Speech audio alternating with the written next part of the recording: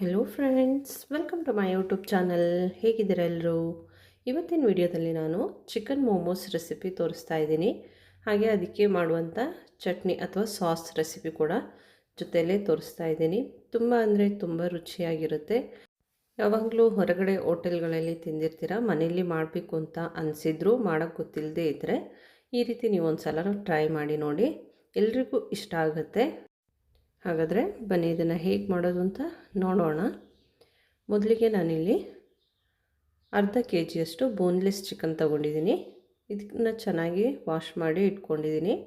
ಸ್ವಲ್ಪ ನೀರು ಹಾಕ್ಕೊಂಡು ಇದಕ್ಕೆ ಸ್ವಲ್ಪ ಉಪ್ಪು ಹಾಕಿ ಬೇಯಿಸ್ಕೋಬೇಕು. ಬೇರೇನೂ ಹಾಕೋದು ಬೇಡ, ಜಸ್ಟ್ ಉಪ್ಪು ಮಾತ್ರ ಹಾಕಿ ಇದನ್ನು ಬೇಯಿಸ್ಕೊಳ್ಳಿ. ಒಂದು 10-15 ನಿಮಿಷ ಬೇಯಿಸ್ಕೋಬೇಕು. ನಮಗೆ ಚಿಕನ್ ಬೇಯೋದಕ್ಕೆ ಎಷ್ಟು ಟೈಮ್ ಬೇಕು ಅಂತ ಗೊತ್ತಾಗುತ್ತಲ್ವ, ಆವಾಗ ತೆಗೆದ್ರೆ ಆಯಿತು. ಅದು ಬೇಯ್ತಾ ಇರಲಿ. ನೋಡಿ, ನೀರೆಲ್ಲ ಹಿಂಗೆ ಈ ರೀತಿ ಇದೆ, ಬೆಂದಿದೆ. ಇದನ್ನು ಒಂದು ಸೈಡಿಗೆ ಇಡೋಣ. ಈಗ ಡೋ ರೆಡಿ ಮಾಡಬೇಕು. ಅದಕ್ಕೆ ನಾನಿಲ್ಲಿ 2 ಕಪ್ಪಷ್ಟು ಮೈದಾ ತೊಗೊಂಡಿದ್ದೀನಿ.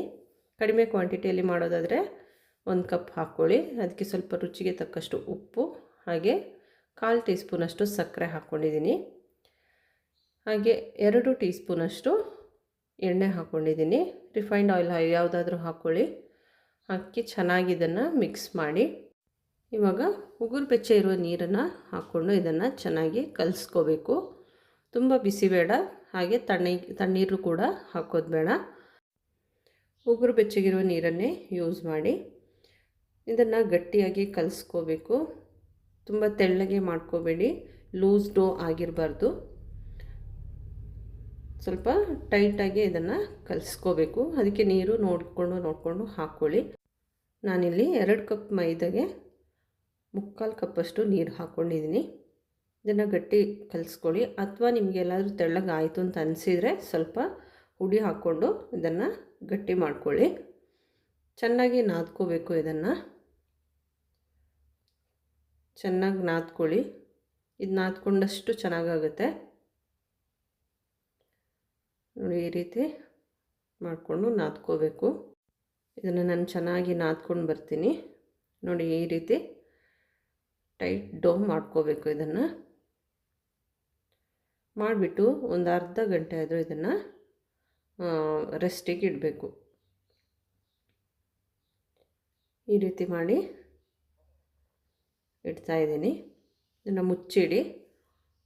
ಹಾಗೆ ಬಿಟ್ಟರೆ ಹಾರ್ಡ್ ಆಗುತ್ತೆ ಹೊರಗಡೆ. ಅದಕ್ಕೆ ಇವಾಗ ಒಂದು ಜಾರ್ಗೆ ನಾವು ಬೇಯಿಸಿಟ್ಟಿರುವಂಥ ಚಿಕನ್ ಏನಿದೆ ಅದನ್ನು ಹಾಕ್ಕೊಳ್ತಾ ಇದ್ದೀನಿ. ಚಿಕನ್ ನೀವು ಈ ರೀತಿ ಮಾಡೋದು ಬೇಡ ಅಂದರೆ ಕೀಮಾ ಮಾಡಿಸಿನೇ ತಂದು ಮಾಡ್ಕೋಬೋದು. ಇಲ್ಲ ಮನೆಯಲ್ಲಿ ಸಣ್ಣ ಸಣ್ಣದಾಗಿ ಕಟ್ ಮಾಡಿ ಬೇಯಿಸೋದಾದರೆ ಆ ರೀತಿಯೂ ಮಾಡ್ಕೋಬೋದು. ನೋಡಿ, ಈ ರೀತಿ ಪುಡಿ ಮಾಡಿ, ತುಂಬ ಕ್ರಷ್ ಮಾಡಿಲ್ಲ, ಹಂಗೆ ಜಸ್ಟ್ ಒಂದು ಸಲ ತಿರುಗಿಸಿ ಹಾಕ್ಕೊಂಡಿದ್ದೀನಿ. ನೋಡಿ ಯಾವ ರೀತಿ ಇದೆ ಅಂತ. ಈಗ ಇದಕ್ಕೆ ಚಟ್ನಿ ಮಾಡೋದಕ್ಕೆ 3 ಬ್ಯಾಡಗಿ ಮೆಣಸು, ಒಂದು 3 ಬೆಳ್ಳುಳ್ಳಿ, ಹಾಗೆ 2 ಟೊಮೆಟೊನ ಈ ರೀತಿ ಜಸ್ಟ್ ಮಾರ್ಕ್ ಹಾಕಿ ಬೇಯೋಕ್ಕಿಡ್ತಾಯಿದ್ದೀನಿ. ಇದು ಬೇಯಬೇಕು. ಫಿಲ್ಲಿಂಗ್ ಪ್ರಿಪ್ರೇಷನ್ ಮಾಡ್ಕೋಬೇಕು. ಅದಕ್ಕೆ ನಾನಿಲ್ಲಿ ಒಂದು ಪ್ಯಾನ್ ಇಟ್ಟಿದ್ದೀನಿ. ಇದಕ್ಕೆ ಸ್ವಲ್ಪ ಎಣ್ಣೆ ಹಾಕ್ಕೊಂಡು ಅದಕ್ಕೆ ಬೆಳ್ಳುಳ್ಳಿ ಹಾಕ್ಕೊಂಡಿದ್ದೀನಿ. ಒಂದು 5-6 ಬೆಳ್ಳುಳ್ಳಿನ ಸಣ್ಣದಾಗಿ ಕಟ್ ಮಾಡಿ ಹಾಕ್ಕೊಂಡಿದ್ದೀನಿ. ಎಷ್ಟು ಸಣ್ಣದಾಗಿ ಕಟ್ ಮಾಡೋಕ್ಕಾಗುತ್ತೋ ಅಷ್ಟು ಸಣ್ಣದಾಗಿ ಕಟ್ ಮಾಡ್ಕೊಳ್ಳಿ. ಇವಾಗ ಇದಕ್ಕೆ ಒಂದು ಈರುಳ್ಳಿನ ಕಟ್ ಮಾಡಿರೋದನ್ನು ಹಾಕ್ತಾಯಿದ್ದೀನಿ. ಸಣ್ಣದಾಗಿ ಕಟ್ ಮಾಡ್ಕೊಂಡಿದ್ದೀನಿ. ಈರುಳ್ಳಿ ತುಂಬ ಬೇಯಬೇಕು ಅಂತ ಏನಿಲ್ಲ, ಜಸ್ಟ್ ಫ್ರೈ ಮಾಡ್ಕೊಳ್ಳಿ. ಈ ರೀತಿ ಫ್ರೈ ಮಾಡ್ಕೊಳ್ಳಿ. ಇವಾಗ ಇದಕ್ಕೆ ಕ್ಯಾರೆಟನ್ನು ಹಾಕ್ತಾಯಿದ್ದೀನಿ. ಈ ರೀತಿ ಸಣ್ಣದಾಗಿ ಕಟ್ ಮಾಡ್ಕೊಂಡಿದ್ದೀನಿ. ಒಂದು ಅರ್ಧ ಕ್ಯಾರೆಟನ್ನು ಹಾಕ್ಕೊಂಡಿದ್ದೀನಿ. ಬೇರೆ ವೆಜಿಟೇಬಲ್ಸ್ ಬೇಕಾದರೆ ಸೇರಿಸ್ಕೊಳ್ಳೋದಾದರೆ ಸೇರಿಸ್ಕೋಬೋದು. ನಾನು ಚಿಕನ್ ಹಾಕೋದ್ರಿಂದ ಅದೇನು ಮಾಡ್ತಾಯಿಲ್ಲ, ಇಷ್ಟೇ ಸಾಕಾಗುತ್ತೆ ಫಿಲ್ಲಿಂಗ್ಗೆ. ಇದು ಕೂಡ ಸ್ವಲ್ಪ ಅದರ ಹಸಿ ವಾಸನೆ ಹೋಗೋವರೆಗೂ ಫ್ರೈ ಮಾಡಿಕೊಂಡ್ರೆ ಸಾಕು. ಇವಾಗ ಇದಕ್ಕೆ ಉಪ್ಪು ಹಾಕ್ಕೋಬೇಕು. ಚಿಕನ್ಗೆ ಮೊದಲೇ ಹಾಕಿದ್ದೀವಿ, ಇದಕ್ಕೆ ಬೇಕಾಗಿರುವಂಥ ಉಪ್ಪನ್ನು ಮಾತ್ರ ಹಾಕ್ಕೊಳ್ತಾ ಇದ್ದೀನಿ. ಹಾಕಿ ಒಂದು ಸಲ ಚೆನ್ನಾಗಿ ಇದನ್ನು ಮಿಕ್ಸ್ ಮಾಡ್ಕೊಳ್ಳಿ. ಇವಾಗ ನಾವು ರೆಡಿ ಮಾಡಿಟ್ಟಿರುವಂಥ ಚಿಕನನ್ನು ಇದಕ್ಕೆ ಹಾಕ್ತಾಯಿದ್ದೀನಿ. ಇದನ್ನು ಕೂಡ ಚೆನ್ನಾಗಿ ಮಿಕ್ಸ್ ಮಾಡ್ಕೊಳ್ಳಿ. ಇದಕ್ಕೆ ಖಾರ ಏನೂ ಹಾಕಿಲ್ಲ ನಾನು, ಇನ್ನೂ ಹಾಕಬೇಕಷ್ಟೇ. ಹಸಿಮೆಣಸೇನು ಹಾಕೋದಿಲ್ಲ ಇದಕ್ಕೆ, ನಿಮಗೆ ಬೇಕು ಅನಿಸಿದರೆ ಹಾಕ್ಕೋಬೋದು. ಈಗ ಇದಕ್ಕೆ ಕಾಳು ಮೆಣಸನ್ನು ಹಾಕ್ತಾಯಿದ್ದೀನಿ. 1 ಟೀ ಸ್ಪೂನಷ್ಟು ಹಾಕ್ಕೊಂಡಿದ್ದೀನಿ, ಪೌಡರ್ ಮಾಡಿ ಹಾಕ್ಕೊಂಡಿದ್ದೀನಿ. ಹಾಗೆ 1.5 ಟೇಬಲ್ ಸ್ಪೂನಷ್ಟು ಸೋಯಾ ಸಾಸನ್ನು ಹಾಕ್ಕೊಂಡಿದ್ದೀನಿ. ಹಾಕಿ ಚೆನ್ನಾಗಿ ಮಿಕ್ಸ್ ಮಾಡ್ಕೊಳ್ಳಿ.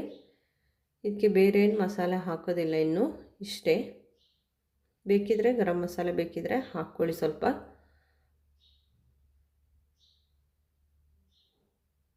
ನೋಡಿ ಆಗಿದೆ ಇದು. ಇದಕ್ಕೆ ಸ್ವಲ್ಪ ಕೊತ್ತಂಬರಿ ಸೊಪ್ಪು ಹಾಕ್ತಾಯಿದ್ದೀನಿ. ಇದು ಆಪ್ಷನಲ್ಲು, ಬೇಕಿದ್ರೆ ಹಾಕಿ, ಇಲ್ಲ ಸ್ಕಿಪ್ ಮಾಡ್ಬೋದು.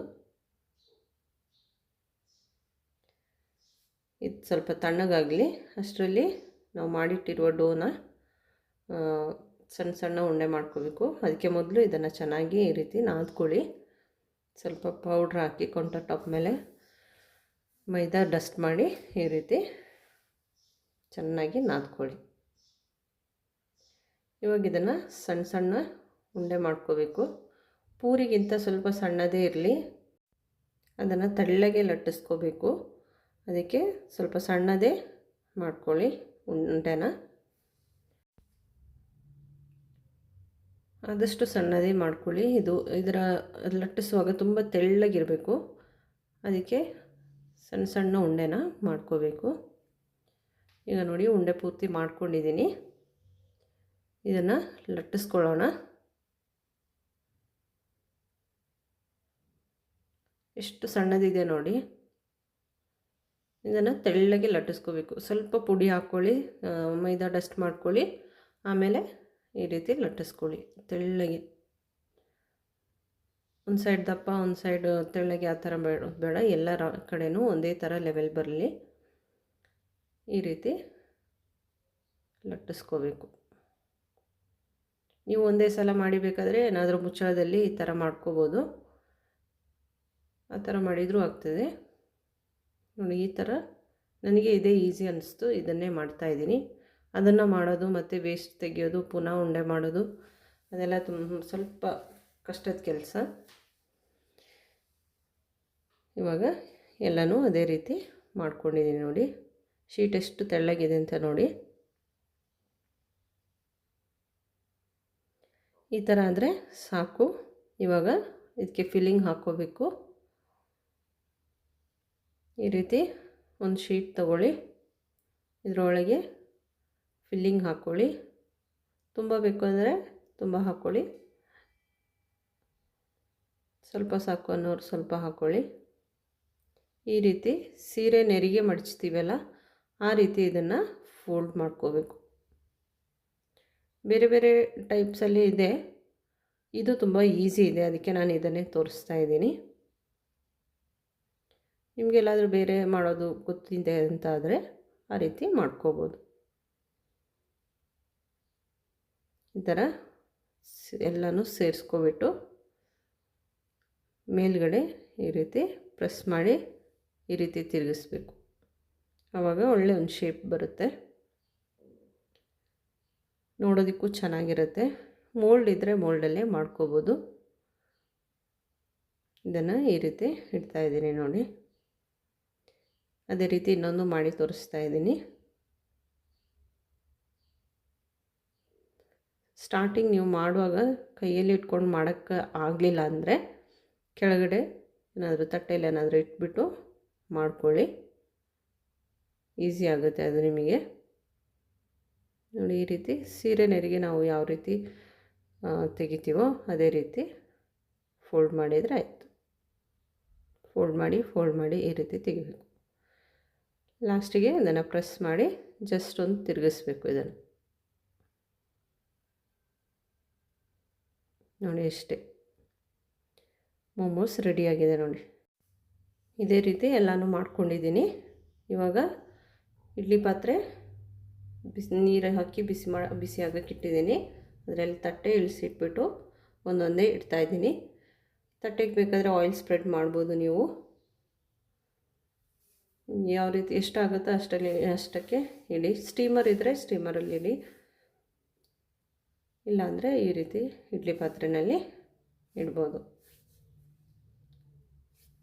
ನಾನು ಈ ರೀತಿ 2 ಸಲ ಮಾಡಿ ಮತ್ತೆ ಒಂದು ಟ್ರಿಪ್ ಕೂಡ ಹಾಕ್ಕೊಂಡಿದ್ದೆ. ಒಂದು ತಟ್ಟೆಯಲ್ಲಿ ಹಾಕ್ಕೊಂಡು ಮಾಡ್ಕೊಂಡಿದ್ದೆ.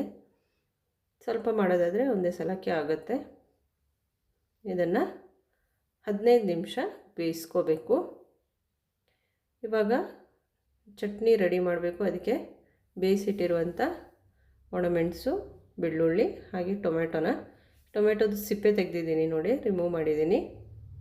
ಅದಕ್ಕೆ ಮಾರ್ಕ್ ಹಾಕೋದು ಟೊಮೆಟೊಗೆ ಬೇಯಿಸುವಾಗ. ಇದನ್ನು ಚೆನ್ನಾಗಿ ರುಬ್ಕೊಂಡಿದ್ದೀನಿ. ಇದಕ್ಕೆ ಒಗ್ಗರಣೆ ಹಾಕಬೇಕು. ಅದಕ್ಕೆ ಸ್ವಲ್ಪ ಎಣ್ಣೆ ಹಾಕ್ಕೊಂಡಿದ್ದೀನಿ. ಎಣ್ಣೆ ಬಿಸಿ ಆಗ್ತಿದ್ದಂಗೆ ಮಾಡಿಟ್ಟಿರುವಂಥ ಚಟ್ನಿ ಹಾಕ್ಕೊಂಡಿದ್ದೀನಿ. ಹಾಕಿ ಸ್ವಲ್ಪ ನೀರು ಹಾಕ್ಕೊಂಡಿದ್ದೀನಿ. ಚೆನ್ನಾಗಿ ಕುದಿಬೇಕು. ಇದಕ್ಕೆ ನಾವು ಉಪ್ಪು ಏನು ಹಾಕಿಲ್ಲ, ಇನ್ನು ಹಾಕಬೇಕು. ಇವಾಗ ಸ್ವಲ್ಪ ಉಪ್ಪು ರುಚಿಗೆ ತಕ್ಕಷ್ಟು ಉಪ್ಪು ಹಾಕ್ಕೊಂಡಿದ್ದೀನಿ.